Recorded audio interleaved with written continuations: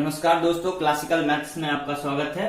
तो दोस्तों, जैसा कि 7 वीडियो में मेरा जो क्लास 9 का फर्स्ट यूनिट का पहला एक्सरसाइज था, तो उसमें हम बस थ्योरी दे रहे थे दोस्तों। तो आज से हमारा जो क्लास है वो डॉट क्लियरेंस क्लास है। एक्सरसाइज 1 का अब हम सवाल बनाएंगे कि मेरा सवाल कैसे बनेगा। तो चलिए दोस्तों, हम स्टार्ट करते हैं। मेरा पहला क्वेश्चन है, तो कुछ ऑब्जेक्टिव्स है दोस्तों, कुछ 1 मार्क्स क्वेश्चंस हैं जिसे हम अभी सॉल्व करते हैं दोस्तों। पहला क्वेश्चन दिया हुआ है, प्रत्येक पूर्णांक एक परिमेय संख्या भी है कि कह रहा है पहले नीचे दिए गए कथनों में सत्य और असत्य कथन को पहचानें। तो पहला क्वेश्चन है कि प्रत्येक पूर्णांक एक परिमेय संख्या भी है। तो हम सबसे पहले जानेंगे कि पूर्णांक कहते किसको है ना दोस्तों। पूर्णांक कहते किसको है? तो पूर्णांक जो कहते हैं हम दोस्तों पहले वीडियो में बताए हुए हैं कि पूर्णांक कहते हैं यानी कि 0 से स्टार्ट होने वाला और पॉजिटिव निगेटिव दोनों हो। क्या हो? पॉजिटिव निगेटिव दोनों हो। तो जी हाँ दोस्तों, हम यहाँ +-3 +-4 ऐसे करके डॉट डॉट डॉट आगे तक। तो ये जो है ये मेरा क्या है दोस्तों? पूर्णांक है। तो क्या ये सभी पूर्णांक मेरे ये सभी जितने भी पूर्णांक है क्या ये परिमेय संख्या है? तो हम कहेंगे दोस्तों जी हाँ। ये जैसे कि अगर हम 0 लेते हैं दोस्तों, तो 0 अगर बट्टा में 1 होता है तो इसे हम p/q के रूप में तो लिख देंगे।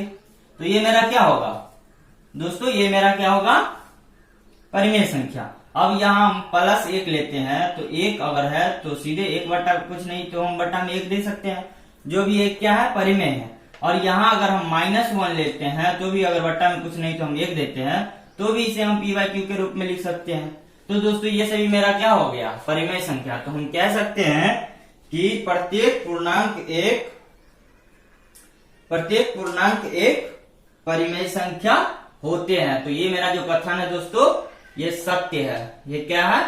मेरा कथन सत्य है। अब दूसरा क्वेश्चन है दोस्तों, मेरा दूसरा क्वेश्चन है कि प्रत्येक भिन्न एक परिमेय संख्या है। तो सबसे पहले हम जानेंगे कि भिन्न कहते किसको है। तो जी हाँ दोस्तों, जैसे कि परिमेय संख्या p/q को कहते हैं, तो भिन्न भी हम पहले जानते थे कि अब हम क्लास 9 में आए तो परिमेय और परिमेय जानने लगे हैं, लेकिन इससे पहले परिमेय को ही भिन्न कहा जाता था।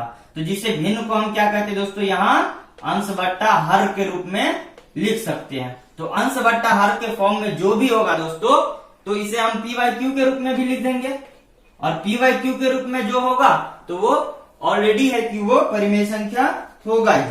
तो हम ये भी कह सकते हैं कि हाँ, जितने भी भिन्न है वो एक परिमेय संख्या होंगे। तो ये कथन जो क्या है दोस्तों? ये सत्य है।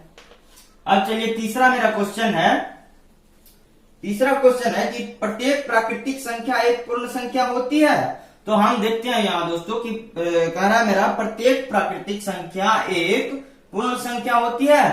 तो हम देखते हैं यहाँ दोस्तों कि प्राकृतिक संख्या पहले कहते किसको है?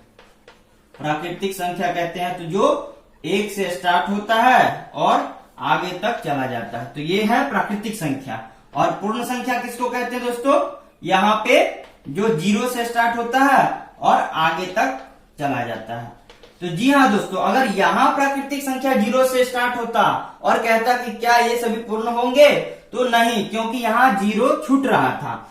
लेकिन अगर पूर्ण संख्या में 0 भले ही बढ़ जाए या माइनस वगैरह भी बढ़ जाए, तो हमें बस ये देखना है कि क्या पूर्ण संख्या में पूरा का पूरा प्राकृतिक संख्या समा रहा है। तो जी हाँ दोस्तों, यहाँ पूर्ण संख्या में पूरा का पूरा प्राकृतिक संख्या आ रहा है। तो हम ये कह देंगे आराम से, आसानी से कि हाँ, प्रत्येक प्राकृतिक संख्या जो है दोस्तों वो पूर्ण संख्या होता है। तो इसे भी हम, इस कथन को भी हम बोलेंगे ये सत्य कथन है।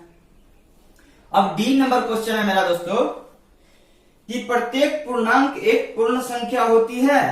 कहेंगे यहाँ देखिए दोस्तों, गौर करने वाली बात है कि पूर्णांक कहते किसको है। अभी मैंने जाना दोस्तों कि पूर्णांक कहते हैं जो 0 से स्टार्ट तो हो, 0 से स्टार्ट तो हो, लेकिन ये पॉजिटिव निगेटिव दोनों होता है। ये पॉजिटिव निगेटिव दोनों होता है। लेकिन हम जानते हैं कि पूर्ण संख्या केवल क्या होता है दोस्तों? पॉजिटिव ही होता है। तो हम इसे क्या कहेंगे? क्या प्रत्येक पूर्णांक संख्या एक पूर्ण संख्या होगी? तो पूर्ण संख्या किसे कहते हैं दोस्तों? यहाँ पे हमें बस 0, 1, 2, 3, 4। तो यहाँ हम देख रहे हैं दोस्तों कि पॉजिटिव वाला जितना भी वो तो इसमें आ रहा है, लेकिन नेगेटिव वाला जितना भी है वो इसमें नहीं आ रहा है। तो हम अगर ये कथन मेरा सबसे पहले असत्य होगा। क्या होगा दोस्तों? असत्य। अब सत्य किस कंडीशन में होगा ये भी हम जान लेते हैं कि यही अगर मेरा क्वेश्चन में कह देता कि क्या सभी पूर्ण संख्या पूर्णांक होंगे तो ये कथन मेरा सत्य होता। लेकिन अगर ये कह रहा है क्वेश्चन में कि क्या सभी पूर्णांक पूर्ण होंगे तो ये कथन मेरा असत्य होगा। क्यों? क्योंकि ये पॉजिटिव वाला तो पूर्ण में आ रहा है लेकिन नेगेटिव वाला नहीं आ रहा। लेकिन अगर पूर्ण संख्या के बारे में मैं कहता तो पूर्ण संख्या जो है वो पूर्णांक में पूरा आता है, तो जो कथन सत्य होता है। लेकिन इसका अपोजिट कर रहा है तो ये हमारा क्या होगा? असत्य होगा। अब ई नंबर में कह रहा है, अगला क्वेश्चन कह रहा है कि क्या प्रत्येक पूर्ण संख्या एक प्राकृतिक संख्या होती है? क्या प्रत्येक पूर्ण संख्या, तो पूर्ण संख्या हम किसको बोलते हैं दोस्तों? 0 से स्टार्ट होके 1 2 3 4 आगे तक। और क्या प्रत्येक पूर्ण संख्या प्राकृतिक होगी? तो प्राकृतिक किसको बोलते हैं दोस्तों? जो 1 से स्टार्ट हो। यहां देखिए दोस्तों, एक कंफ्यूजन था जो अब इस क्वेश्चन ने हमें दूर कर दिया।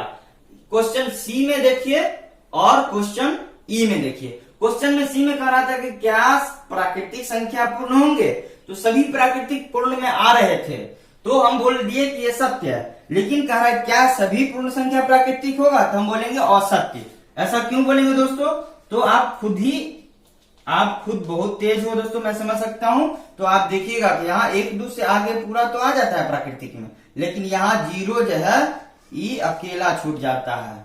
ये अकेला छूट जाता है जो कि इस कथन को फॉलो नहीं करता है, तो ये असत्य हो गया।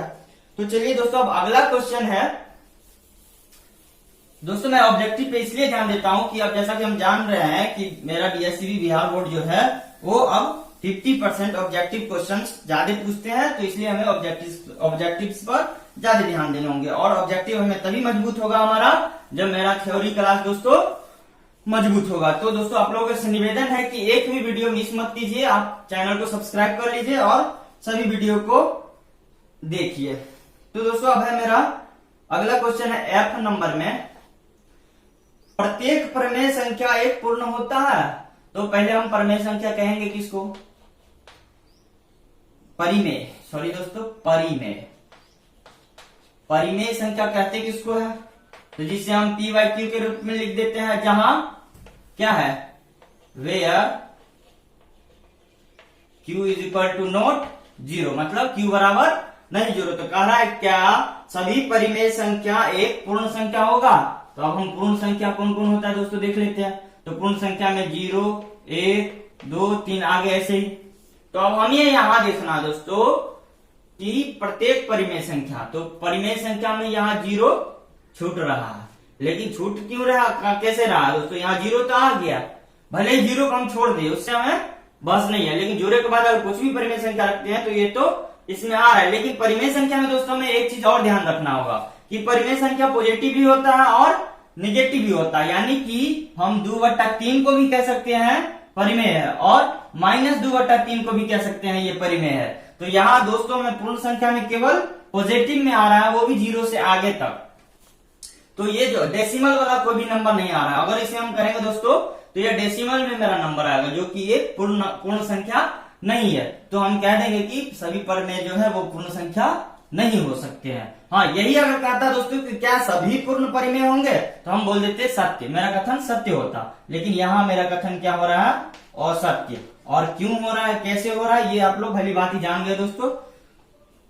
चलिए अब मेरा दूसरा क्वेश्चन है, ये मेरा पहला क्वेश्चन था, अब दूसरा क्वेश्चन है कि परिमेय संख्या को बढ़ते घटते क्रम में लिखिए। माने कि 2/3 -1/2 और 0 और 5/6 इस टाइप के हमें परिमेय संख्या दे दिए रहेंगे और इसे हमें कहेगा कि बढ़ते क्रम में लिखिए, यानी कि असेंडिंग ऑर्डर में लिखिए, बढ़ते क्रम में लिखिए। तो दोस्तों ये खेल तो हम बचपन से खेलते आ रहे हैं, असेंडिंग ऑर्डर डिसेंडिंग ऑर्डर, लेकिन इस खेल में थोड़ा ट्विस्ट किया है कि हम आज तक आसान खेल खेलते आ रहे थे और जीतते आ रहे थे, तो हम यहाँ भी खेल जीतेंगे दोस्तों, लेकिन यहाँ पे थोड़ा टफ खेल होगा।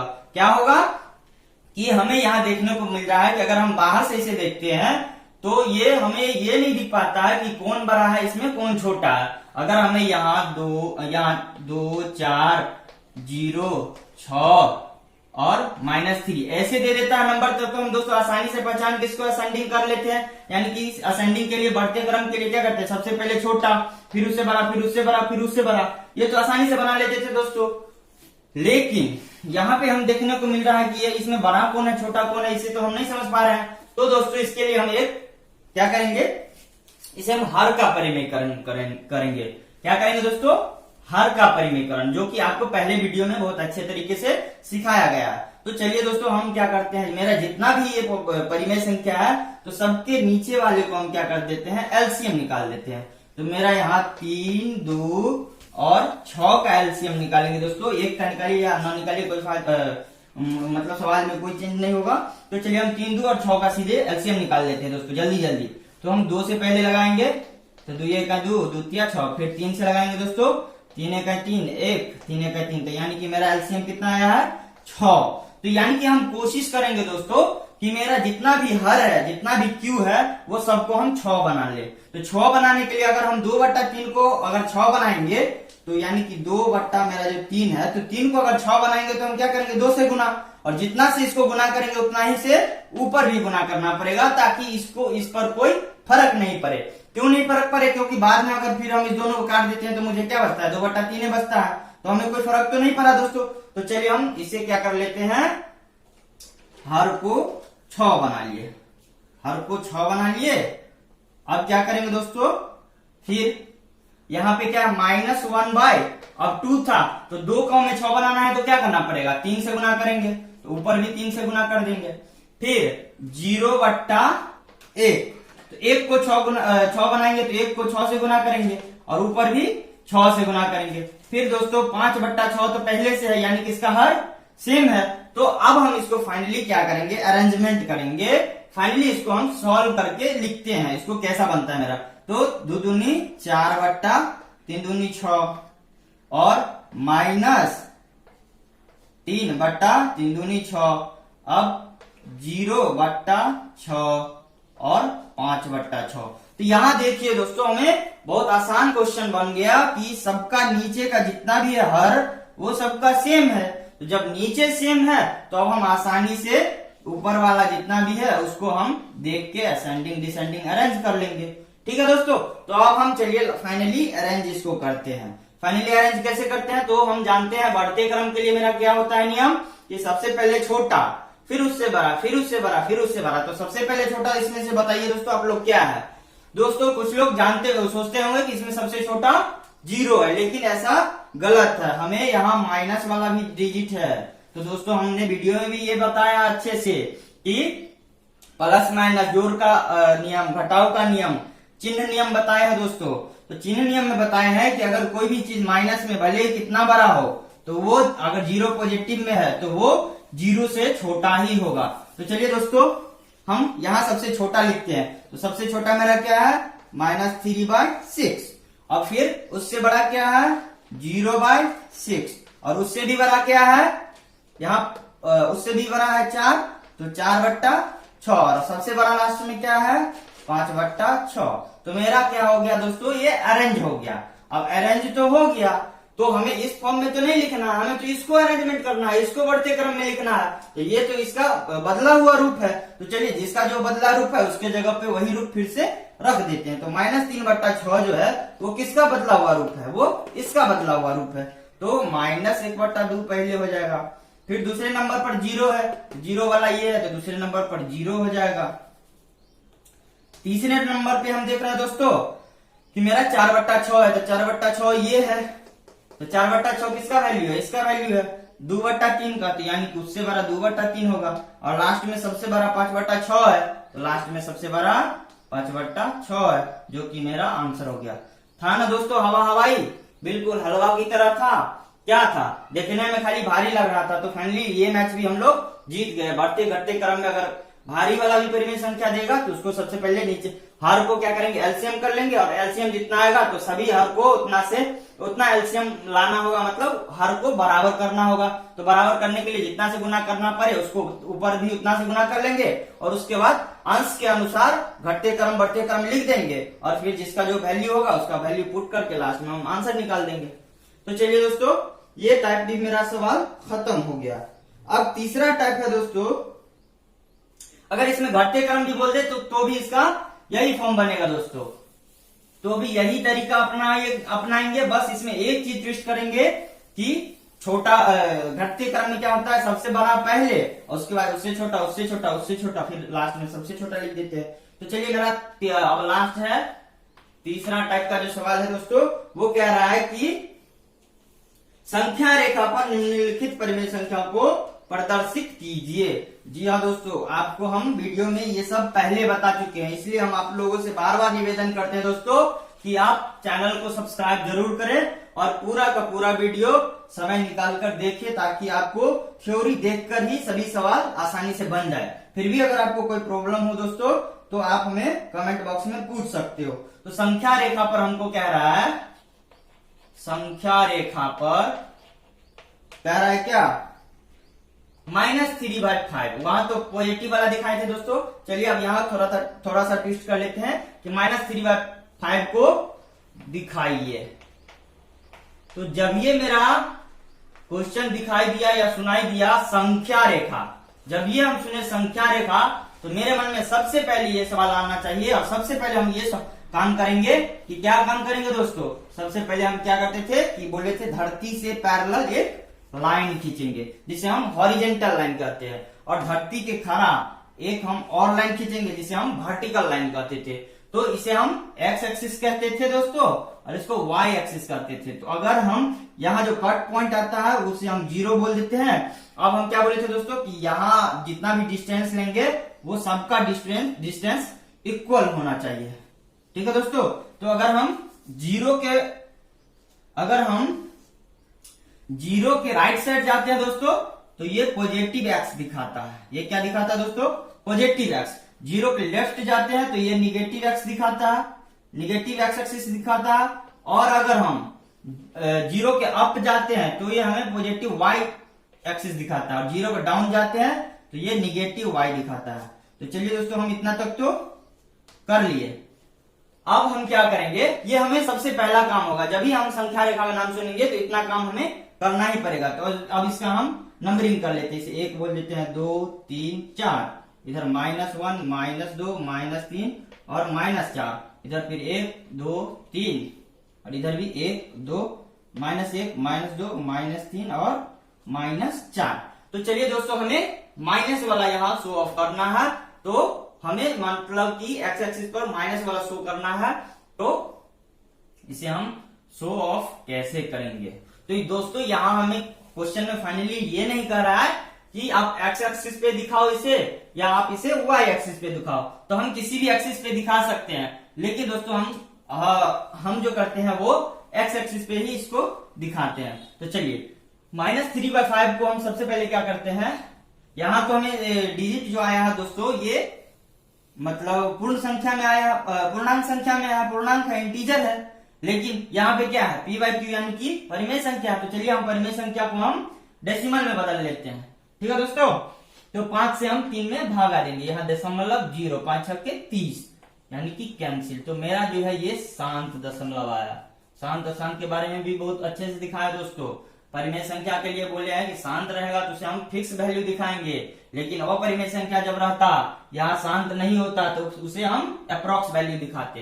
तो चलिए दोस्तों, हम 0.6 लेते हैं। तो 0 मेरा यहां था, मेरा 0 कहां था दोस्तों, यहाँ ये वाला पॉइंट जो है मेरा 0 दिखाता है, ये वाला पॉइंट मुझे 0 दिखाता है। तो अब हमें क्या करना है, 0 से 6 स्टेप आगे जाना है। तो हम जैसा कि जानते हैं, तो यहाँ पे मेरा अगर 1 है और यहाँ पे 2 है, तो इसका आधा क्या होगा, 0.5 होगा ना दोस्तों।